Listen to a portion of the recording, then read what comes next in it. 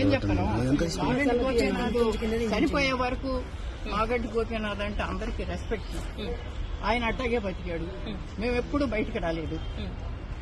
నేను ఎడ్యుకేటెడ్, మంచి చెడు అన్ని, నేను ఎప్పుడు బయటకు రాలేదు.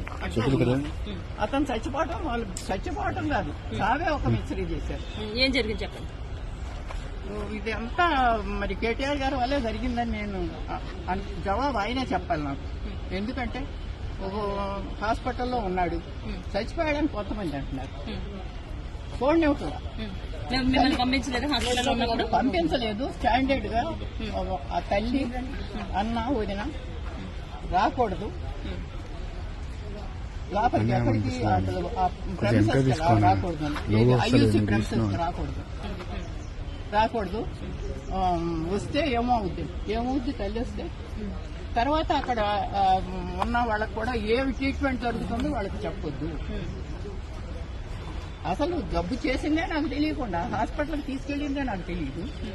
ఎవరో హాస్పిటల్ తెలిసిన ఆయన ఫోన్ చేసి బాబు వచ్చేసాడు అని పెద్ద బాబు ఏంటి ఏంటంటే వెళ్తే రాని మరే.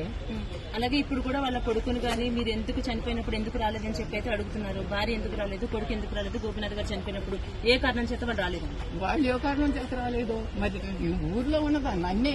అంటే ఇప్పుడు వాళ్ళ అబ్బాయి చెప్తున్నాడు బెదిరించారు వాళ్ళ అబ్బాయి అంటున్నారండి, బెదిరించారు మమ్మల్ని, ఆ బెదిరింపుల వల్ల నేను రాలేదు, నేను యుఎస్ లో ఉన్నాను అంటున్నారు. కావచ్చు, అబ్బాయి యుఎస్ లో ఉన్నాడు కావచ్చు.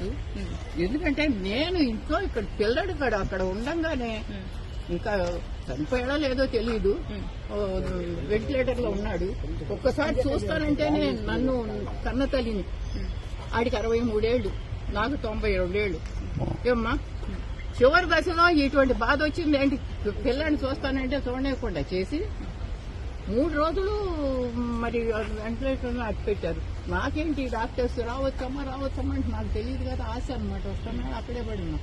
ఈ కేటీఆర్ గారు ఒకసారి వచ్చారు. వచ్చినప్పుడు అయ్యా నా నీకు రానివ్వట్లేదు కొంచెం చెప్పాయా అంటే గమ్మని తలుపు మూసుకుని వెళ్ళిపోయాడు. కానీ అయ్యో వస్తాను చూస్తాను ఏంటమ్మా అని మాట కూడా అడగదు ఆయన. వచ్చాడు, వచ్చి వాళ్ళతో మాట్లాడాడు. పైకి వెళ్ళి వాళ్ళు వేరే రూమ్ లో ఉన్నారు, మాట్లాడా అక్కడ పరిగెత్తారు.